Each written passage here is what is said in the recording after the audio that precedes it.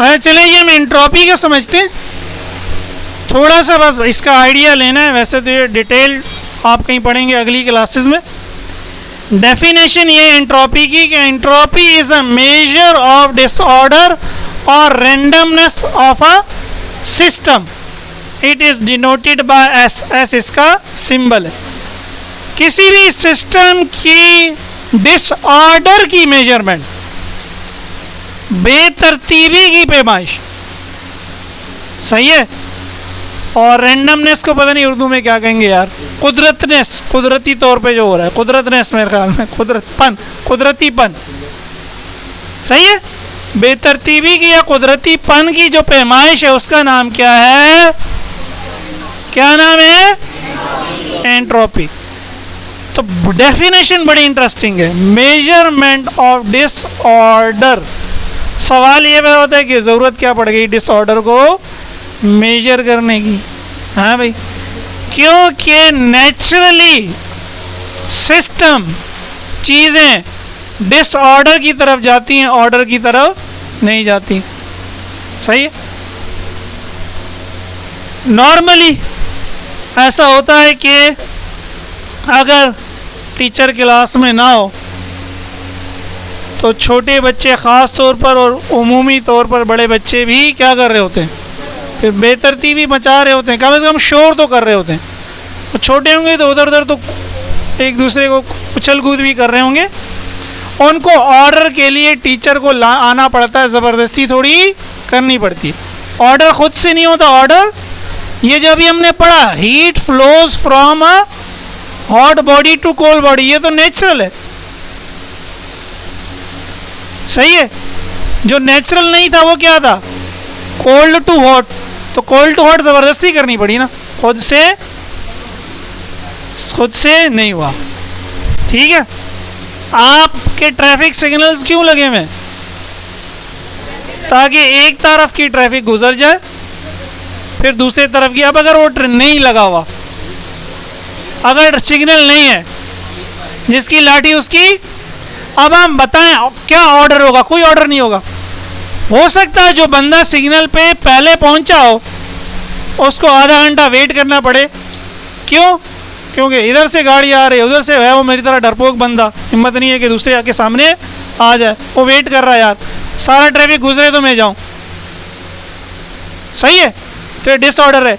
या बैंक में लाइन लगाई है, आपने बिल जमा कराना है, चेक जमा कराना है, अगर रैंडमनेस है, डिसऑर्डर है कि भाई वो जो बिल लेने वाला है वो हर आदमी का बिल ले रहा है, ये नहीं देख रहा है कौन पहला आया कौन। हो सकता है जो पहला आया वो खड़ा हो, पीछे से लोग आ रहे हैं, पीछे हटो पीछे हटो करते करते उसको पीछे ले गए, समझ आ रही हो। तो ऑर्डर मेंटेन करना पड़ता है। Order normally naturally maintain, naturally इंसान भी चाहता है डिसऑर्डर हो, ज़िंदगी में भी कोई तरतीब ना हो, सही है, लेकिन ऐसा होना नहीं चाहिए। अच्छा, तो अगर आपके पास सिक्के हैं, फ़र्ज़ करें 5 सिक्के हैं या एक ही सिक्का आप 5 दफ़ा उछालते हैं और आप कहते हैं कि पहली दफ़ा हेड आएगा, दूसरी दफ़ा हेड आएगा, तीसरी दफ़ा टेल आएगी, चौथी दफ़ा टेल आएगी, 5वीं दफ़ा भी हेड आएगा। आपने ये ऑर्डर बना दिया। हो सकता है आप लाख दफ़ा कर लें और ये ऑर्डर ना आए, ये मुमकिन है। कितनी दफ़ा कर लें, 1 लाख मरतबा, ऑर्डर आ ही नहीं रहा है। आ गया तो तुक्का लग गया लेकिन नॉर्मल चांसेस ये हैं कि नहीं है। आप जो ये ऑर्डर चाह रहे हैं, ये ऑर्डर खुद से आप कोई 2 नंबर ही करें 5 सिक्के बना लें, जिस तरह उसमें किया है ना शोले में। शोले फिल्म देखी है यार, कमाल बात है। अमिताभ और गब्बर तो है, वो हीरो दूसरा कौन सा, मुझे नाम अभी उसका याद नहीं है। गब्बर सिंह तो बेचारा मर गया। बहरहाल उसने जो सिक्का बनाया होता है उसकी दोनों साइडों पे एक ही चीज़ होती है ना, टॉस हमेशा अमिताभ ही जीतता है, चाहे कुछ भी हो। 2 नंबरी, अब आप 2 नंबरी कर लें, 5 सिक्के बना लें, 3 पे हेड ही हो, 2 पे टेल ही हो हमेशा। आप पहले हेड वाला उछालें, फिर टेल वाला उछालें, फिर हेड वाले उछाल लें, तो ऑर्डर बन गया। लेकिन आपने ज़बरदस्ती की ना, 2 नंबरी की, खुद से नहीं होगा, नेचुरली नहीं होगा, अभी तक बनना पड़ेगा बेईमानी करनी पड़ेगी। समझ आ रही है बात? तो नेचुरल प्रोसेस, नॉर्मल उनकी ख्वाहिश क्या होती है, वो किस तरह। अच्छा चलें, ये दो एग्जांपल्स आपकी बुक में, इनको समझें। आपके पास एक बॉक्स है, एक क्या है, ये दोनों एग्जांपल समझे, उसी से आप समझ सकते हैं। ये एक बॉक्स है, इसकी दो पार्टीशंस हैं, एक में रेड बॉल्स हैं, दूसरे में वाइट बॉल्स हैं। तो ये समझे तरतीब बनी हुई है। वाइट को मैं ब्लू से शो कर देता हूँ, या वाइट कोई जगह चले मैं ब्लू ही लिख देता हूँ, ब्लू बॉल्स हैं और रेड बॉल्स हैं। तो ये समझे हमने तरतीब की हुई है कि भाई वाइट ब्लू अलग है, रेड अलग है।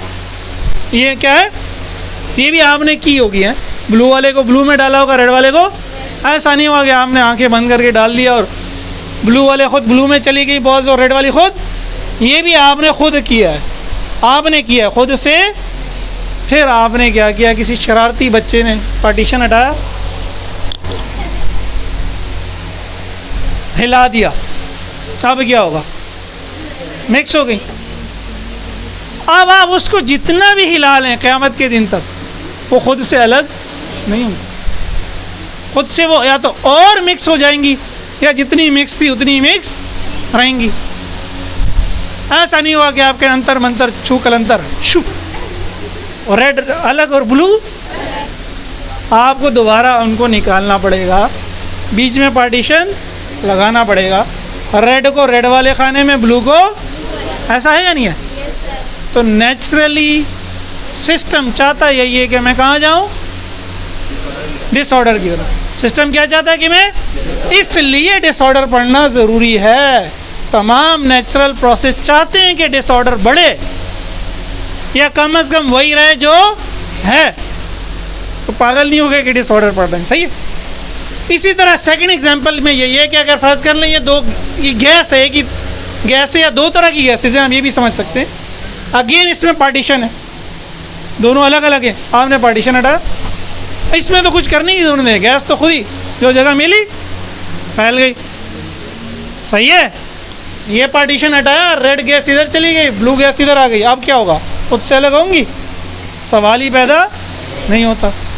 तो ये समझिए, तो कम से कम समझ आ गया कि naturally system wants to move towards disorder.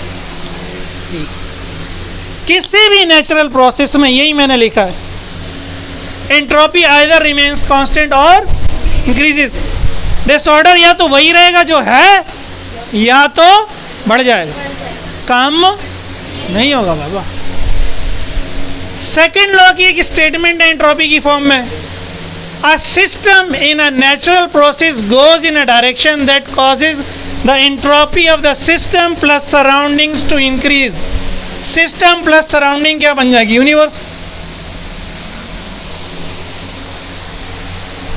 किसी भी नेचुरल प्रोसेस की अगर आप सिस्टम और सराउंडिंग दोनों ले लें तो फिर तो एंट्रोपी बढ़ेगी, कांस्टेंट भी नहीं होगी, क्या होगी, बढ़ेगी।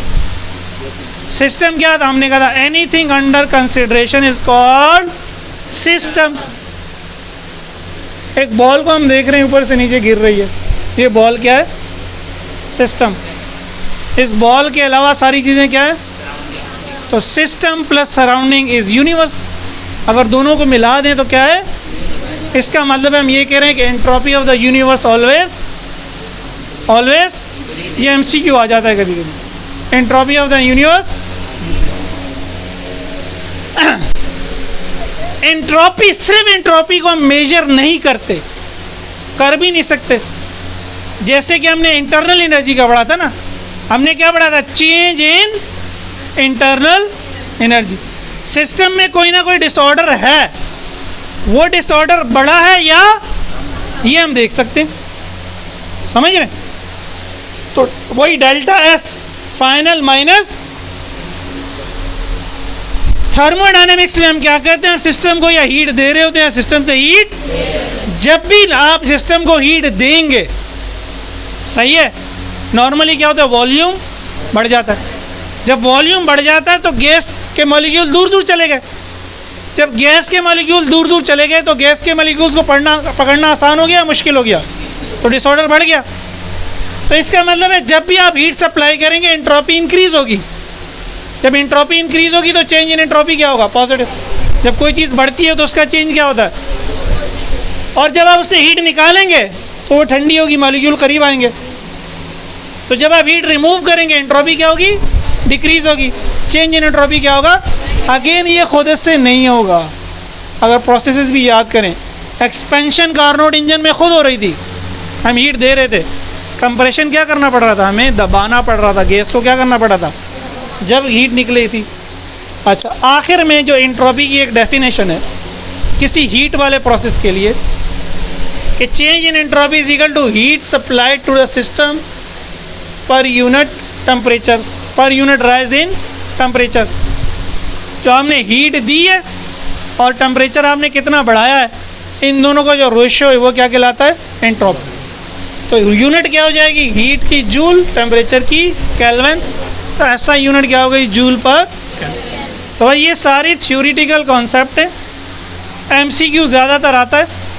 मैं कोई 2003 से पढ़ा रहा हूँ, और जब मैं 2003 से पढ़ा रहा था तो इस वक्त जो 5 ईयर छपता होगा कहाँ से शुरू होता होगा? 98 से नहीं।